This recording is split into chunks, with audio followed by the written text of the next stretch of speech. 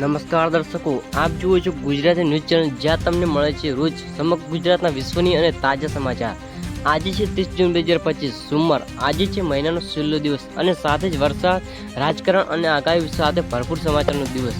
ચાલો સૌથી પહેલા નજર કરીએ આજના મુખ્ય હેડલાઇન્સ પર। મુખ્ય સમાચારો। અંબાલાલ પટેલની નવી આગાહી। 2 જુલાઈથી ગુજરાતમાં ભારે વરસાદનું યલો એલર્ટ। ગુજરાતમાં સરકાર દ્વારા 500 કરોડના નવા કૃષિ પેકેજની જાહેરાત। સુરતમાં તૂફાની પવન સાથે વરસાદ, રસ્તાઓ પર પાણી ભરાયા। અમદાવાદમાં શાળાઓમાં અનિવાર્ય રજા રહેશે।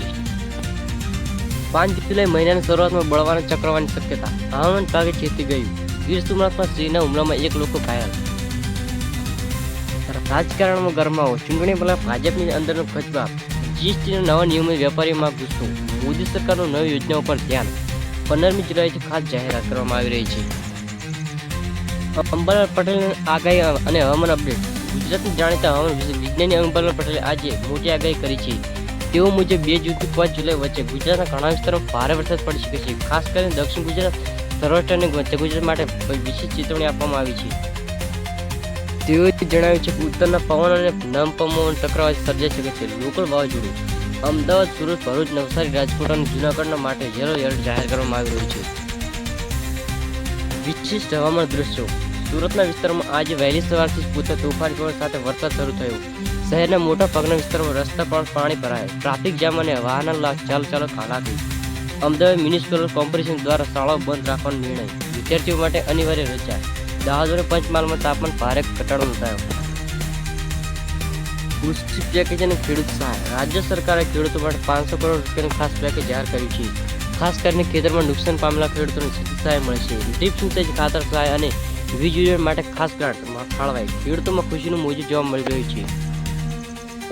અપરાધ અને દુર્ઘટના સમાચાર। ગીર સોમનાથ જિલ્લાના પેટરવાળા ગામમાં સિંહના હુમલામાં 1 વૃદ્ધ ઘાયલ, લોકોમાં ભયનો માહોલ। વડોદરામાં બાઇક અને ટ્રક વચ્ચે અકસ્માત, 2 યુવાનોનું ઘટનાસ્થળે મોત। જૂનાગઢમાં પોલીસ દરોડો, ગેરકાયદે દારૂનો જથ્થો પકડાયો। રાજકીય અપડેટ। આગામી સ્થાનિક સંસ્થાઓની ચૂંટણી પહેલા ભાજપમાં આંતરિક મતભેદ બહાર આવ્યા। કેટલાક નારાજ સભ્યોમાં ગુજરાત ભાજપ પ્રમુખને મળ્યા। આમ આદમી પાર્ટી અને કોંગ્રેસ દ્વારા નવા ઉમેદવારોની જાહેરાત। રાજકીય સર્કલમાં ચર્ચા, ભાજપમાં મોટો ફેરફાર ટાળવા માટે ઉચ્ચ કમાન્ડ એક્શન મોડમાં। આર્થિક સમાચાર અને જીએસટી। નવા જીએસટી નિયમો આજે અમલમાં આવી। નાની દુકાનો અને વેપારીઓમાં અસંતોષ। જીએસટી પોર્ટલમાં ટેકનિકલ ખામી, રિટર્ન ભરવામાં વિલંબ। રાજ્યના વેપારીઓ સંગઠન દ્વારા મીટિંગ ડેવલપમાં મૂકવામાં આવી છે। શિક્ષણ અને યુવાનો માટે સમાચાર। ગુજરાત યુનિવર્સિટીમાં નવી શૈક્ષણિક નીતિ પ્રમાણે કોર્સની ઘોષણા। શિક્ષણ વિભાગ તરફથી આગામી વર્ષની ઓનલાઈન પરીક્ષા સોલ્યુશન પર ભાર। વિદ્યાર્થીઓ માટે ઓનલાઈન શિષ્યવૃત્તિ એપ્લિકેશન શરૂ કરવામાં આવી રહી છે। અંતમાં કેટલીક હલકી ફુલકી અને પોઝિટિવ સમાચાર। વડોદરાના વિદ્યાર્થીઓ આંતરરાષ્ટ્રીય વૈજ્ઞાનિક પ્રોજેક્ટમાં પ્રથમ સ્થાન મેળવ્યું। રાજકોટમાં યોજાનાર મહોત્સવ 200થી વધુ યુવાનોના ઉત્સવમાં લોકોનો ઉમટો। અમદાવાદની યુરોપમાં ક્રિકેટ ટુર્નામેન્ટ માટે પસંદ કરવામાં આવી રહી છે। આજના સમાચાર પૈકી અમને જણાવો કયા સમાચાર પર તમે વિશેષ માહિતી માંગો છો। આવા જ વધુ સમાચાર માટે જોડાયેલા રહો અમારી સાથે। ચેનલ લાઈક કરો, શેર કરો, સબસ્ક્રાઈબ કરવાનું ભૂલતા નહીં। આજ માટે આપશો ઇજાજત। પૂર્ણ મુલાકાત લઈશું નવી અપડેટ સાથે। જય હિન્દ, જય ગુજરાત।